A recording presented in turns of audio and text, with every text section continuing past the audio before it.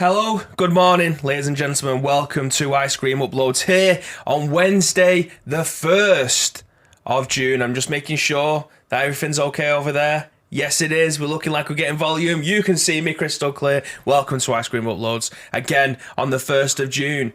First of all, let's get this out of the way. It's my wedding anniversary today.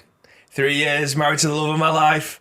Happy anniversary, babe. You're probably not watching, but there you go. This will stay in the scoop history for as long as I'm alive and beyond.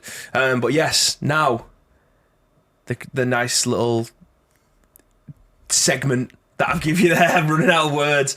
But yes, this is The Scoop, the UK's #1 video game podcast, even if I do say so myself. And let's talk about the elephant in the room. It's 28 minutes past 10. Yes, it is very early. I said yesterday that I would try and bring this forward as much as possible. Twofold. There's meant to be... I've just realised I've not plugged my laptop in. That could have been dangerous. 2 reasons. First of all, you know it's Wednesday. You know it's usually chasing crates with mates, as I see Lotus that's in the chat right this very second. I don't think there's any chasing crates with mates, but Graham will be streaming. Yes, he's not going live tonight at 6 o'clock or 6:30 like he usually does. He will be going live, not directly after this, but he'll be streaming from home. I think he's aiming to get on about 1 o'clock. So you've got usually when the scoop goes live, essentially. So yeah, he'll be streaming some PUBG action. I don't know if Lotus is going to be knocking around, but he'll have some PUBG action off the bat anyway. And also, we've mentioned that this is the studio part of it. We have a door, for those of you that haven't seen the studio before. We have a door in between us. That's usually a meeting room. At the moment, the entire Jelly Media office is getting decorated. We're having... new sofas put in, new TVs, fresh lick of paint just to brighten it up and make it look a little bit more appealing. So that is currently happening. We're having new carpets put in there. So everything that's in that meeting room is being put into this studio. So I'm expecting next week's streams to be a little bit different, especially on Tuesday, I think, because we are obviously going to be back in the office. It's bank holiday tomorrow and Friday, so there'll be no streams from our side then. Unless there's some ad hoc ones where it's video game stuff, but there'll be no scheduled scoop streams. I'm not sure what this studio is going to look like on Tuesday, so please bear that in mind. We'll obviously let you know in the morning of Tuesday whether or not the scoops will be going ahead. Because everything will be pulled out of that room. All the glass cabinets, the arcade machine. Yeah, we've got a massive arcade machine. I don't know if anyone's seen that on the Jelly Media socials at all. As mentioned, glass cabinets, all the picture frames, TVs. We've got a brand new sofa delivered. All of that is getting pulled into this room. So I genuinely don't know what this room is going to look like on Tuesday. So there might not be a scoop. We'll find out and obviously let you know as and when. But that is the little bit of housekeeping that I've got for the time being. Apart from, if you didn't already know, we'll be doing a subathon in less than 2 weeks. We are looking at the 11th of June. So that's a week and 4 days. Christ, that's not far at all. So the aim of the goal is to try and reach, I think it was 300 subs, to therefore have basically a kitty for us to be able to have a community meetup, get all the beers in, I think there was other stretch goals for like having a barbecue so we can get all the food in, obviously the barbecue and things like that, so we can get everybody in, have a massive day of beers, have a massive day of having all these arcade games and playing PUBG on stream and stuff like that. Basically get all of you guys that have helped us get into this position in the first place into this studio, and then just have a good old knees up.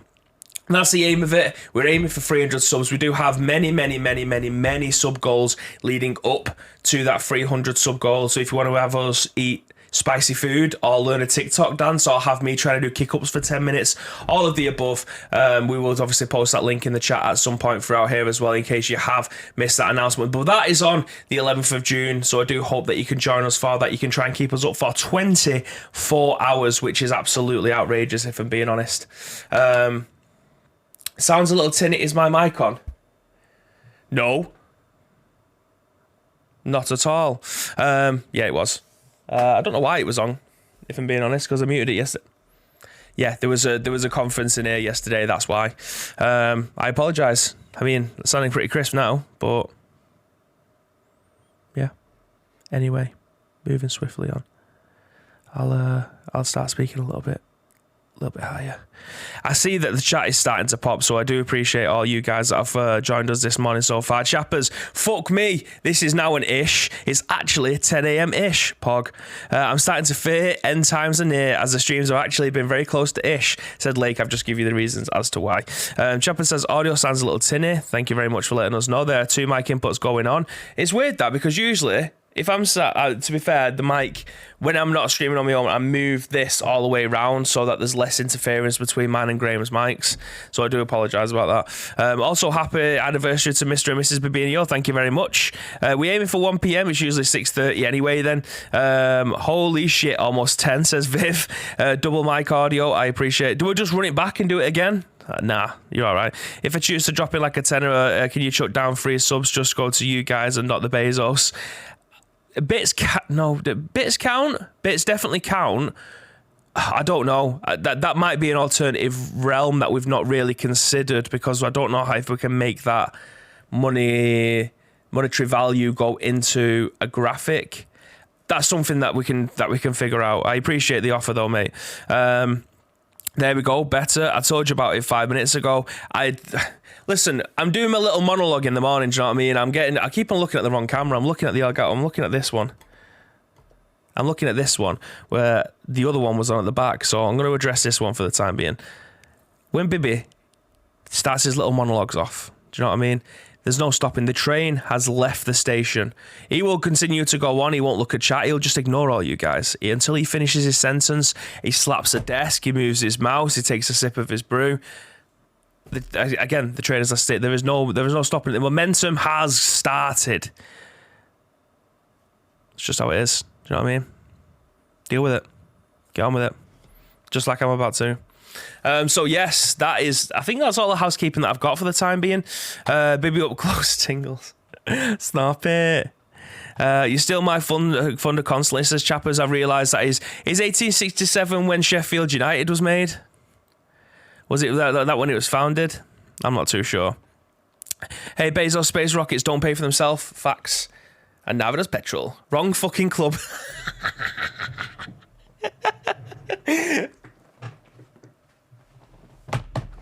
Yeah. Yeah. We've got him. We got him. No, that was when it was when they was last promoted. Oh, fucking hell. Fucking hell. Oh god, the autocorrector's got Tito once again. Christ. Oh well. Anyway, we're here to talk about video games, and that's exactly what we're going to do. We've got some hot news off the press today. We've got some Cyberpunk news. Obviously, it's been about 2 weeks since it's been in the news, so we'll give you some updates there. We get some first look. We get a first look at Sonic Frontiers gameplay and what it looks like, basically Sonic Breath of the Wild. We've got some news about Summer Game Fest, and apparently there's going to be 30 participating companies in that. Some Diablo Immortal news, and we'll finish off with some Pokemon announcements that'll be taking place today. That one was written later on yesterday, talking about today, so obviously it's going to be today that I'm going to be talking about it. Blah, blah, blah, blah, blah. The benefits of having non-UK news. Anyway, ladies and gentlemen, you're here for video game news. I'm here to give you video game news. As you may have seen from the lead story today, we're going to be talking about some Cyberpunk stuff. If Graham was here, you know full well he will be taking it out of its wrapper or pulling it out of the drawer and going, look what I got, it's still in a cellophane wrapper. That's my impression of Graham. I don't know why he ended up sounding like he was from London. Tito, you got us promoted in 2012 by drawing with the pig bastards on the last day. 5 hours of looking busy until 4 days off. Graham, close your ears. Yeah, me too. Oh, 1 minute. Oh, that's not working. Okay, so it is. Yeah, me too. You know the vibes. You know the vibes. I'm genuinely considering Cyberpunk 2077 now, says Viv. More on that in a second. Let me do what Graham always does. This is his favourite part of the scoop. So we just do we need to be down? No. Okay. What about up it? What about it? Yeah. Oh. There we go. We're back there. I sit next to you. I've noticed. We're talking about me. Don't know what we're talking about me. Anyway. Moving swiftly on before I get sacked. VG247 Conor Makar says that Cyberpunk 2077 sees a 600% sales spike following next-gen update in spite of tarnished reputation. It looks like Cyberpunk isn't quite dead and gone just yet thanks to its large part of the free PS5 and Xbox Series S and X upgrades the game was received earlier this year. This information comes via a quarter of the result conference in which the president... Adam Kaczynski, I think I've nailed that, talks about the performance of all CD Projekt Red titles. The conference, which is viewable in its entirety below, portrays the re-emergence of Cyberpunk 2077's popularity amongst those in possession of a next-gen hardware. This presentation shows a staggering 600% increase in sales Q1 of 2022 compared to previous periods, which especially is interesting as you can see the breakdown of PC, PlayStation 5 and Xbox Series X and S sales. It looks as though it's fairly balanced between the two platforms, whereas before the PC players held most of the crown for most sales, likely because it was a platform where relatively stable performances were possible. There's a clear growth of PS5 and Xbox Series S and X sales after the update. If you're curious about what else is going on with CD Projekt Red, there are sections of the presentation dedicated to the partnerships with Unreal Engine, what CD Projekt development teams are working on at the moment, profits and losses, and of course a Q&A period at the second half of the conference. It's well worth a listen if the future of this Polish developer is something that you're keen interest in. It goes a long way in painting a picture of what we can expect in the coming months. Anyway, there was a paragraph at the bottom there about LARP Witcher schools and stuff like that. But the main but of this, sales for Cyberpunk. I don't think it was swept under the carpet in terms of what the best way to be able to play this game was, and it was most certainly on PC. That's the echoes that we've seen since the game's launch. I also heard, and take this with a pinch of salt, that also Google Stadia was a fantastic base to play it, obviously because it was streaming from these top-end PCs around the world.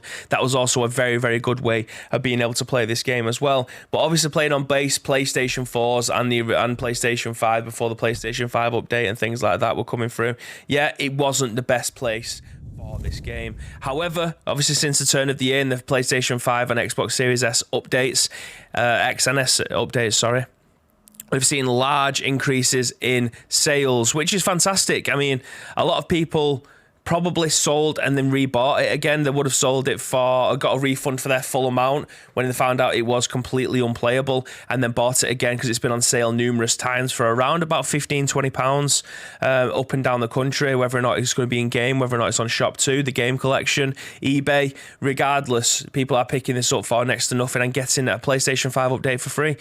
That's fantastic, a way of being able to basically give back to the community that may have dropped your game originally because of the state that it was in. If your game's not playable, people won't play it. It's as simple as that, really. So people being able to give this a second chance, I love stuff like this. Again, we're not blowing our own trumpet. Well, we technically are. We've said this many times that we do feel like Cyberpunk was always going to be able to turn a corner. There's a few success stories of games that bombed on arrival and then being able to turn it around 180 and then be able to go out into the world and say, do you know what? We're willing to be able to sell this game for 10, 20 quid. And then eventually when it becomes a very, very, very good game again, they're going to charge £40 and people will come back and play it. No Man's Sky is probably one of the biggest examples that we've seen of this, and it's one that we always keep on putting towards it. Final Fantasy 14, I think it was also another one of those, the MMO version, where it didn't really set the world on fire when it came out. People stopped playing it, then they've gone back, changed the engine, changed the way that the missions are, and it's ended up being a very good game where people are still playing to this day. So yeah, it's kind of done a complete 180. It's more than, well, according to the stats here, it's more than worth your money. 600% worth of sales is a lot, but if you're comparing it to, they only got, I mean, my maths is terrible, so please forgive me. If they sold 10 copies originally and then sold 60 copies, that's 600%, right? I mean, they've sold 50 copies more than they originally had. Obviously, the numbers are going to be completely different as we upscale them, but just, yeah, 600% sounds like a lot, which it is. 600% is still 1 in 6. There you go, Viv's got it there. Exactly, yeah, so they sold an extra 5 copies. Obviously multiply that by maybe 1,000 10,000. I'm not too sure. It probably does give you the sales figures in the presentation, but we're not going to sit here for an hour and 20 minutes and watch that one though. But it's good to know that it's heading in the right direction. That's essentially the point. We've gone round in a circle. We've come back and landed on the fact that it's good that they have managed to turn this around and people are enjoying it for the game that it was intended to be. Night City looks like a city that you would like to spend some time in.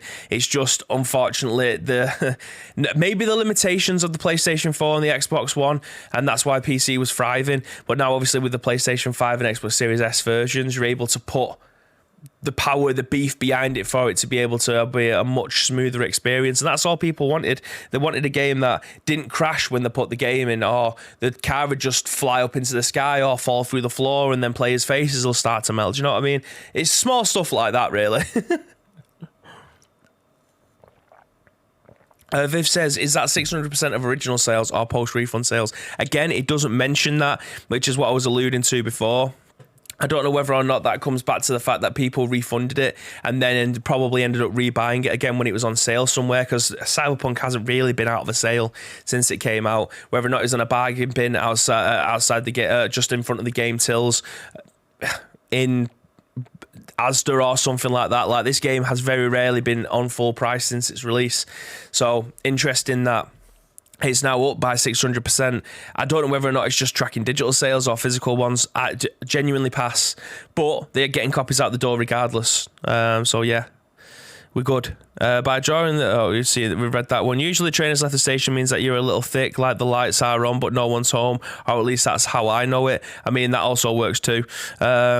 Bibby, can you move your body Star Trek style when the camera moves? I don't know what that means. Viv says, Graham says, oh my, that's kind of content upgrades we need. I don't know what Star Trek style means, if I'm being honest. Viv says, imagine it though. Imagine flashing red and lights like Star Trek sirens. All hands brace for impact. You're all fucking nerds, mate. I have no idea what you're all saying it. Chapper says, No Man's Sky. All hands was an alert just for our Bavarian homies, which is now we're update. Yeah, Final Fantasy 14. It's really good, to be honest. I binned it off because of the subscription fees, but it's still a good game. Says Chappers. Physical CD, Bass and others digital only consoles now, never on sale. Baby, I'm not mad, I'm just disappointed. Good. So you should be as well. I'm just going to turn WhatsApp off on here just in case, a picture of my ass comes up or something. I don't know.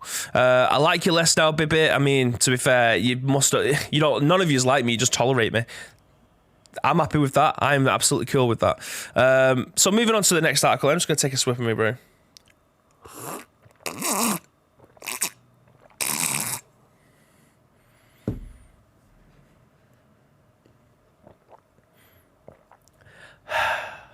Yorkshire tea. Great style. Anyway, moving swiftly on. Make this full screen. Ta-da! Oh, we are going to be in the way. Yeah. There we go. Summer Games Fest has revealed a lineup of over 30 participating companies written by Tom Ivan over at VGC, and these states that including Xbox, PlayStation 2K, and Acti. Jeff Keighley has reviewed the partner lineup for the Summer Games Fest 2022. Over 30 companies set to participate in Summer Game Fest were announced on Tuesday, with more to be confirmed at a later date. The lineup includes 2K, Activision, Atlas, Bandai Namco, Blooper Team, Capcom, Coffee Stain, Deep Silver, Devolver Digital Extremes, Dotemu, EA, Epic Games, Focus Entertainment, Frost Giant Studios, Level Infinite, Mediatonic, MiHoYo. That's the guy. Those are the guys that made Genshin Impact, right? Netflix, PlayStation, Raw Fury, Samsung, Sega, Square Enix. Why am I saying it like that? Why am I putting the American swang on it? It's Square Enix. That's how I would say it in my stupid Mancunian accent. I don't know why I put like a howdy partners. Anyway, Skybound Games, Steam, Studio MDHR, Tribeca Festival, Warner Brother Games, and Xbox. Wow. Tongue twister. The core of Summer Games Fest 2022 will take place on June the 9th to the June the 12th, but announcements are expected to be spread over a matter of weeks in June. Notably, Sony Interactive Entertainment will stream a new State of Play presentation on June the 2nd at 3 p.m. PT, 6 p.m. ET, 11 p.m. BST. So that's tomorrow at 11 p.m. Sony State of Play. I'll probably be pissed. Who knows? It will nearly be 30 minutes of announcements and updates on PlayStation games. Summer Game Fest will be a live cross-industry showcase, blah, blah, blah, blah, blah, hosted by Jeff Keighley. All you need to know is that there's going to be 30 companies participating tomorrow at 11 p.m. BST. That's all you need. That's all you need to know. 30 minutes for all of those. That's bizarre. So we're looking at around about a minute or two per announcement. Because sorry, what am I talking about?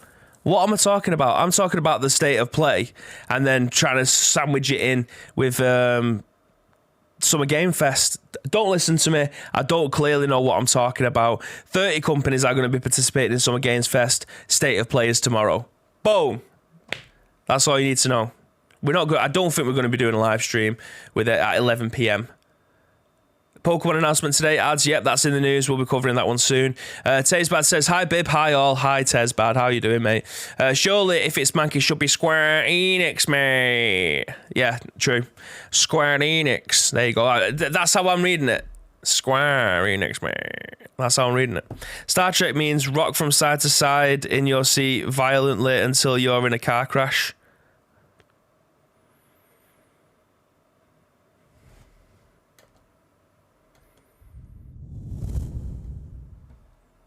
What? What? Why would it be in a car crash? Genuinely, you're all nerds. I don't know what you're talking about. It's Keighley. He knows how to get creative with writing. Evolve, Epic, Devolver, and Mediatonic will all be Fall Guys. Yeah, okay, yeah, that makes sense. Just stick them all in one little 2-minute presentation and say that they're all there.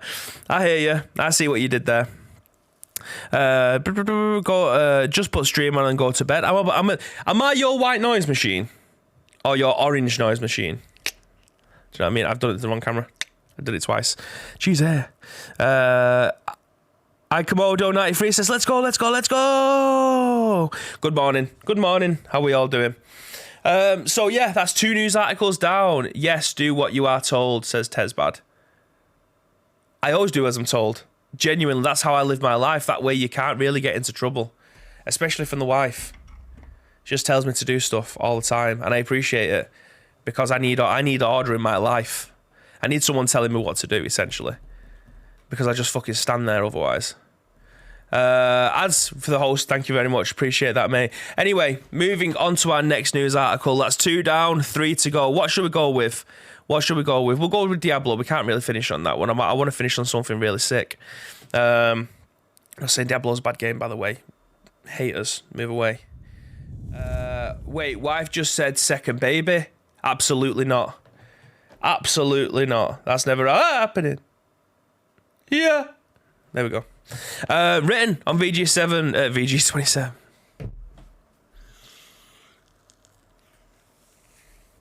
I need to learn how to read.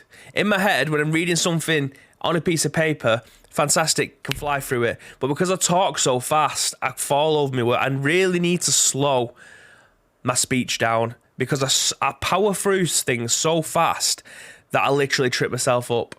So I'm going to slowly bring the speed down of this article so when I can articulate my words and my sentences a lot better. Is that better? Written on VG247 by Conor Makar, Diablo Immortal devs believe in a free-to-play experience, the mobile platform, and elderflower cocktails. Now, shout out to elderflower water. Elderflower water from Aldi, I think it's like 49p, fizzy, elite. You ain't getting a better bottle of water on God's green earth. Nice and cold, fresh out the fridge. We're talking like, I don't know, 1 degree, 2 degree temperature. Freezing cold. I mean, freezing cold would be 0, but like 1-2 degrees. You put it, it's that cold. It like stings your teeth a little bit. Obviously, if you've got sensitive teeth, you're probably gonna fall out. Do you know what I mean? Elderflower water. That is the way forward. Tito says, update: Diablo Immortals will not be released in Belgium or Netherlands due to the ban on loot boxes. That was also something that I was going to tag onto the end of this one. So thank you very much for spoiling it, there, Tito. At least you spelled that right. Anyway, moving into the main body of the article. Diablo Immortal platform's first taste of Activision Blizzard action RPG is releasing later this week across the world. apart from Belgium and the Netherlands. In anticipation of this new form, Diablo was dropping hot. We were invited to a group interview to discuss some of the game's most anticipated features and most interesting aspects. We were present to ask some burning questions to a principal game designer, Joe Grubb, and franchise general manager Rod Ferguson on microtransactions, porting Diablo to the mobile platform, and other tastier topics. On microtransactions,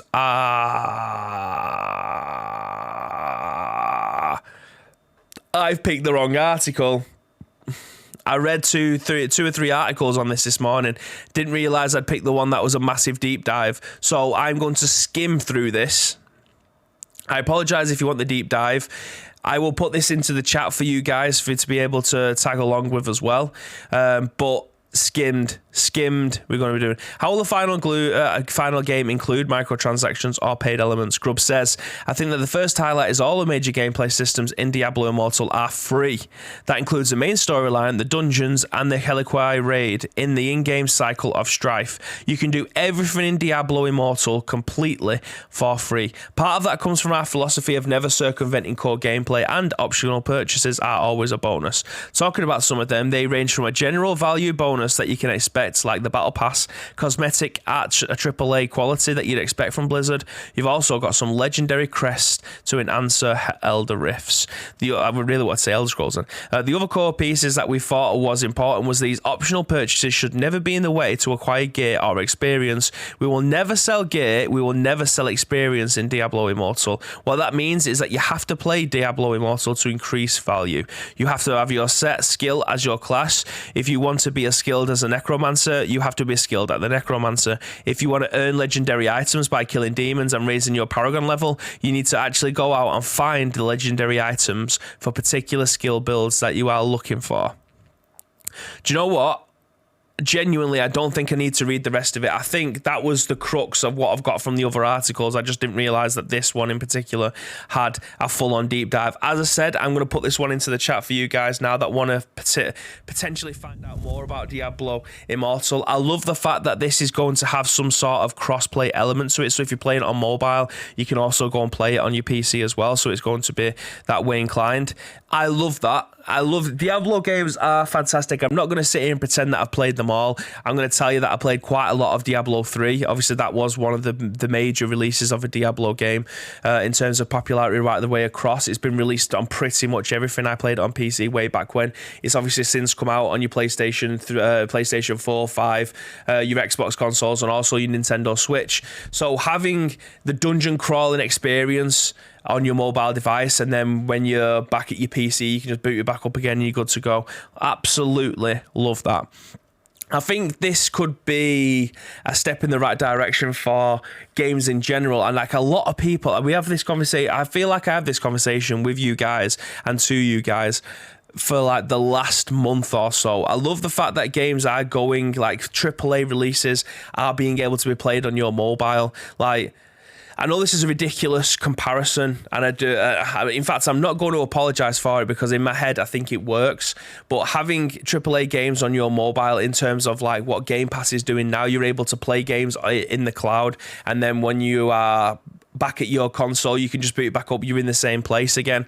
I love that. Obviously, on the cloud game, it doesn't really sacrifice graphics or gameplay capabilities for you to be able to play that. You have to play with a Razer Kishi controller, or you play with an Xbox controller, so that all the functionality is still there. You don't really lose any of your resolution. You don't really lose any of your graphical fidelity or anything like that because you're playing via the cloud on your mobile device. But in terms of the game being a full-blown experience on your mobile phone, a game that's native to a mobile device, and then being able to take that experience over to your PlayStation, I do genuinely believe at some point that is the way that the future's going to be. I feel like that should have probably happened with Nintendo Switch by now, if I'm being honest. I feel like a Nintendo Switch version of maybe like Skyrim or something, and then you play it on your PlayStation 5 and you're in the same place. I thought we might have already been in that situation now. It currently only seems to revolve around free-to-play games in the form of like Rocket League and Fortnite, accounts that you can have on separate platforms that they just pick up where you left off in terms of you've just finished a match. You got to level 147. When you boot back up onto your PlayStation, you'll continue from the last match that you've ended up playing. I understand that because it's at a server level, it's at a cloud level, it's at a platform level, but I feel like this is where we're going to be going with video games, and it's an exciting future for me. I can't speak for everybody. A lot of people have an infinite hate of mobile games and what they can potentially produce going forward, because they feel like a lot of companies are working towards a strictly mobile future. I understand that, but I also understand that what they're trying to do is try and emulate console experiences on the go, and we've had that with PSPs in the past. We've had that with Game Boys in the past. We've had that with Nintendo Switches currently, like Sega Game Gears, fucking what I've got upstairs, an Evercade machine. Like, we have these portable experiences on the go now, and I feel like we are getting to a position where mobile phones are not quite PlayStation 5s or Xbox Series X and S's, but a lot of the games look just as good as they did maybe on the PlayStation 3. I know that was 2 generations ago now, but still, we're in places now where I feel like we are getting these AAA console bangers or PC bangers on our mobiles. Like, the PUBG Mobile is, for me, it actually plays better than the console version. I don't think I'm going to offend anyone by saying that, because it's my opinion, and I don't really care if you think otherwise, but I think it has so much more content on there. If that was on the console, PUBG would have the play base swarming at this moment in time, but unfortunately it doesn't. It doesn't have the mobile play base. It's a shame, but it's the same with Call of Duty Mobile. Call of Duty Warzone is a fantastic game.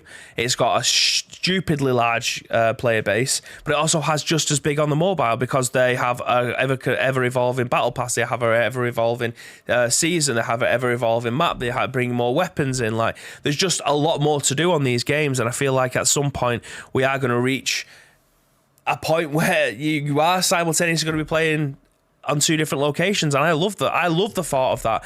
Gaming for everyone, everywhere, is what I've always said, and I do feel like we are so close to that if we embrace it. It doesn't necessarily mean that we have to stop making games for consoles and just solely make them for mobiles. I don't think that would work. It needs to be a hybrid where we are getting teams working on both simultaneously and using the limitations of there.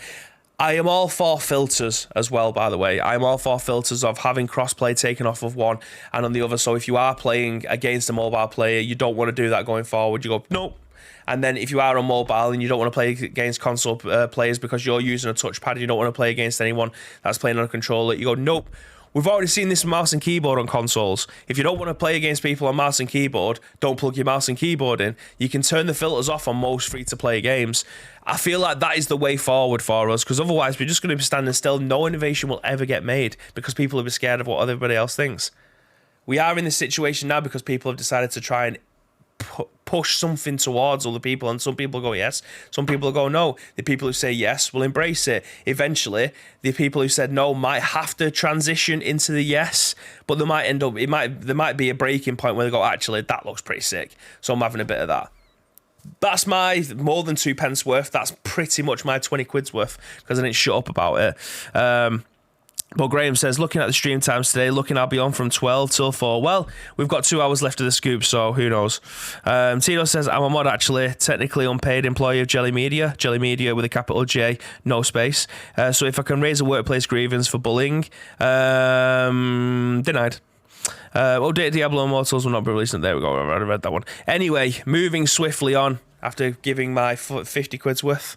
What shall we end with, Pokemon or end with Sonic? We'll end with Pokemon. I think Pokemon is a bigger news story, and I like to end on something that's really nice, because I'm not too sure of this game, if I'm being perfectly honest. So, moving into an article written by Tom Ivan over at VGC, he states that the first Sonic Frontiers gameplay has been revealed in a new teaser trailer. Sega is planning further reveals in June ahead of the game's late 2022 release. Does this have copyright music? I have watched the trailer and I'm trying to remember. I don't know if it does, but I'll just leave it there playing anyway. The first Sonic Frontiers gameplay has been revealed via a new teaser today, which is viewable below. The trailer's release precedes a series of greater reveals, including gameplay and a developer interview, which will be published on IGN in June. The site's Sonic Frontiers coverage kicks off on June the 1st at 9 AM PT, 12 PM ET, and 5 PM BST. Let's just scroll down a little bit.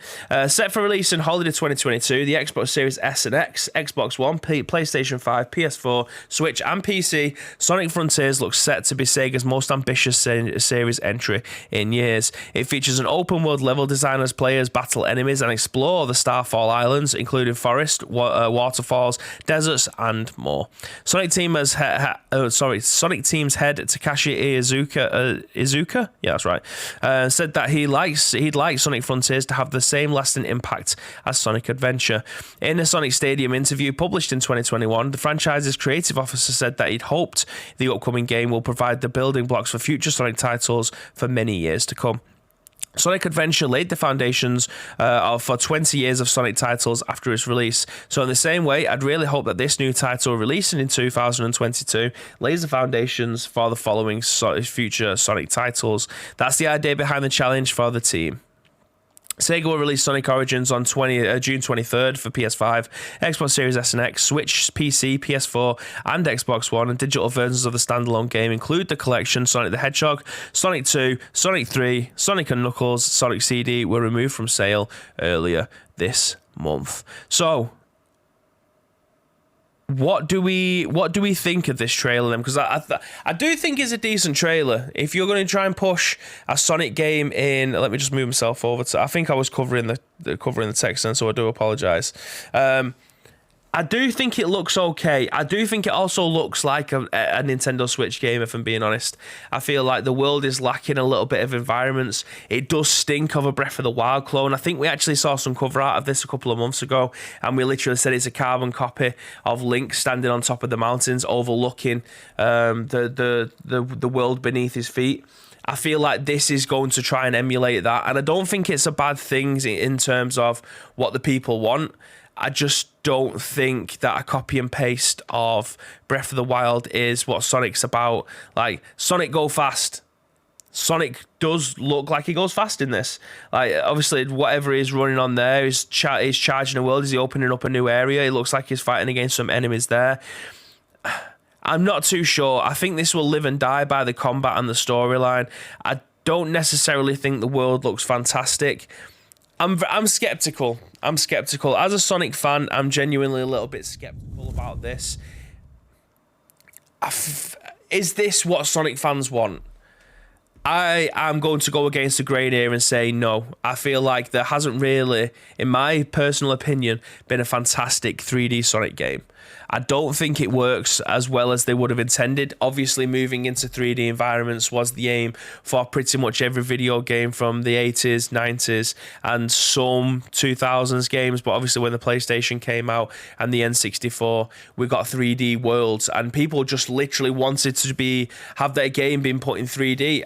It works for the most part, but I do think games like Sonic look and play so much better in 2D. Like, Sonic Mania was probably one of their best Sonic games in years, and obviously that was a load of fans created that game, right? And it was just published by Sega still. Like, I don't know. I'm on the fence with it because I do feel like it could be a good game, but it also doesn't look that good. I feel like it looks like a Nintendo Switch game. It looks like what part of Pokemon Arceus was. For all the cool mechanical stuff that was in the game, I feel like, I'm saying I feel like a lot because it is just genuinely my opinion. It felt like the world was a bit lackluster. It felt like it was a bit bland. It felt like it needed a fresh lick of paint. And that's what I feel like when I'm watching this. I feel like the environments surrounding Sonic aren't really that thrilling. It feels like it looks dull. Is probably the word I'll look for. Like when you're playing Warzone and the colour palette, everything's a bit grey. Do you know what I mean? Like when you see the enemies running through in a shopping mall or something like that, but they blend in with the cardboard boxes around them because the colour palette is so grey. That's what I feel like this is. I feel like it does have splashes of nice colour and vibrancy around him, but in turn, the environments all look pretty similar, and I'm not too sure whether or not this will transition well into people's mindset of what they want from a Sonic game, but here we go. Ad says looks horrid, to be honest, and I think it'll go down badly. Sonic fans want Sonic Adventure 3. They have for years. I don't know. I mean, he did name check Sonic Adventure in there. Whether or not that's a nod that he wanted to try and say, yeah, we kind of wanted that too. We know people love Sonic Adventure. I don't know. Again, I'm on the fence with this. I'm probably going to play it. I'm probably going to pick it up. Whether or not I will complete it or get anywhere close to it, I'm not too sure.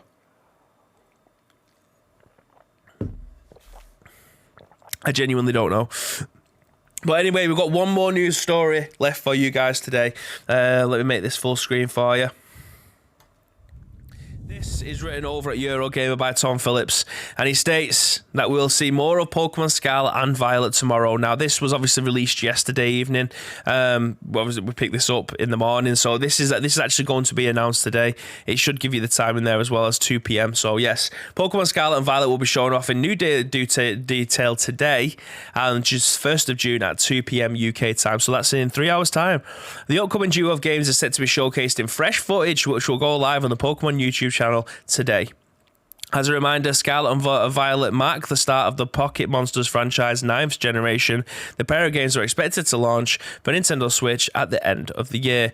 So far, we've seen the game's new starter Pokemon, Grass Kittis. I'm so bad at pronouncing Pokemon names, so I do apologise.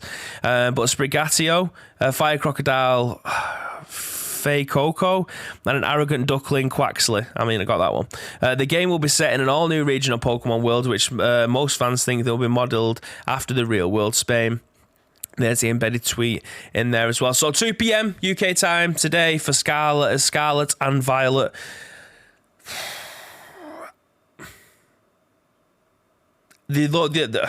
It shouldn't be of any shock to anyone, but the later Pokemon games, I don't really have my interest. Arceus was the first one in years that had my interest after playing Pokemon Let's Go, Pikachu and Eevee.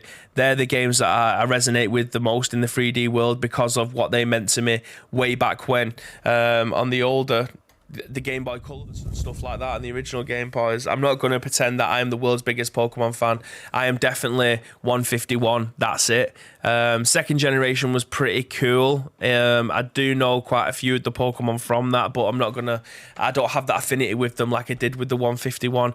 So this one doesn't really interest me that much. I just hope for the sake of like Ravi and for the sake of Sho and for the sake of the rest of the Pokemon guys in our community as well, that this game actually stands up, and adds as well, obviously, that it kind of stands up to what they wanted to. Because I feel like they had the formula right with Arceus.